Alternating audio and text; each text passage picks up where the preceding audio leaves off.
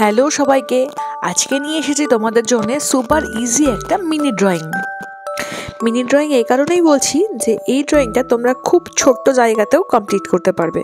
তার জন্য তোমাদের কোনো বড় পৃষ্ঠার দরকারও হবে না, আর তার সাথে সাথে তোমাদের প্র্যাকটিস করতেও অনেক সুবিধে হবে।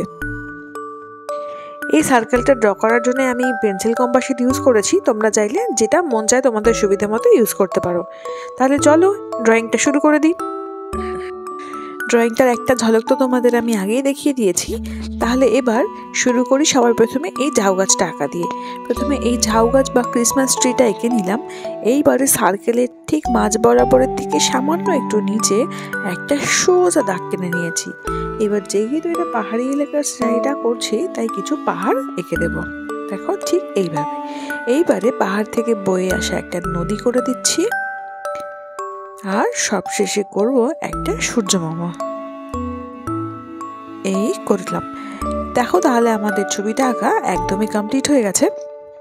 এইবারে করব রং।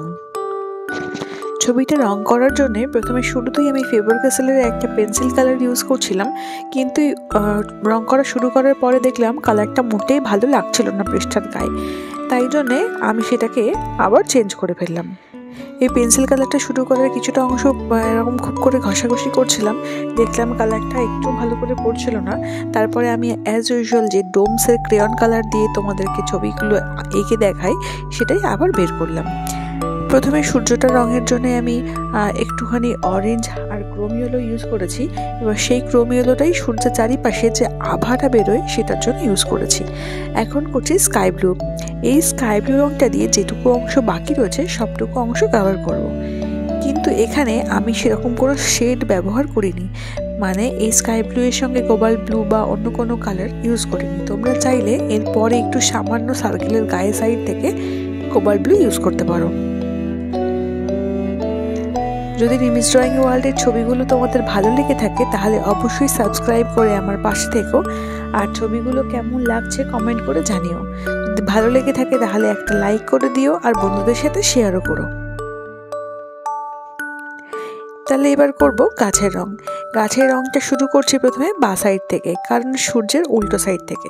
সবার প্রথমে ইউজ করেছি স্যাপ গ্রিন, তারপরে ইউজ করছি ডার্ক গ্রিন, এখন করলাম যে হালকা সবুজ, এবং সব শেষে লেমন ইয়েলো দিয়ে বাকিটা মিশিয়ে দিচ্ছি। ব্যাস, আমাদের গাছের রং কমপ্লিট। এইবারে করব পাহাড়ের রং। পাহাড়ের রঙের জন্য সবার প্রথমে আমি এখানে পার্পেল বা বেগুনি রং ইউজ করছি নিচের সাইডটা। যে সাইডটাতে একটু ডিপ করে করলেও উপরের দিকটা একটু হালকা টোন রেখেছি।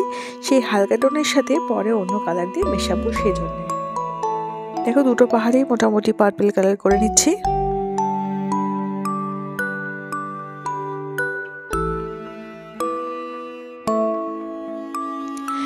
এখন কোবাল্ট ব্লু রং দিয়ে এই পার্পেল কালারটাকে মিশিয়ে মিশিয়ে পুরো পাহাড়ের সাইডটাকে কভার করব।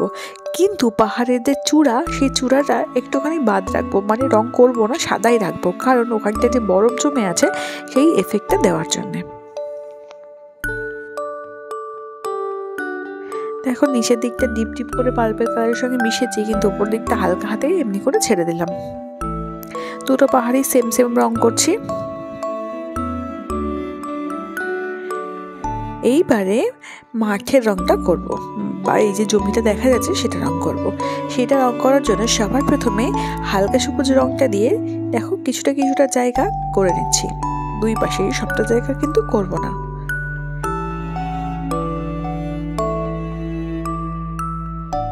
ব্যাস এইটুকুই হালকা সবুজ রং করব। এইবারে এই লেমন ইয়েলো রংটা দিয়ে বাকি যে জায়গাগুলো ফাঁকা ফাঁকা আছে সেই জায়গাগুলো বেশিরভাগ অংশটা পূরণ করে নেব।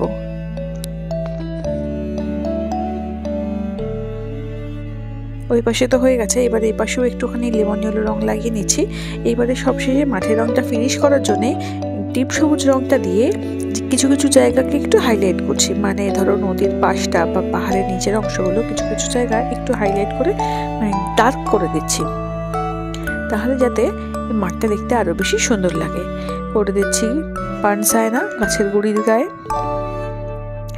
এবারে রইল বাকি আমাদের নদীর রংটা। নদীর রঙের জন্য আকাশের যে সূর্যটা উঠেছে সেই সূর্যর এখানটা রিফ্লেকশন দেখাবো। তার জন্যে প্রথমে অরেঞ্জ, তারপরে একটুখানি গ্রোমি হলো রং করে নিলাম, মানে এটা হচ্ছে জলের আকাশের রিফ্লেকশন। এইবারে কোবাল ব্লু রংটা দিয়ে কিছুটা জলের ঢেউ করে দিচ্ছি এবং সবশেষে স্কাই ব্লু কালার দিয়ে সেটাকে মিশিয়ে দেব।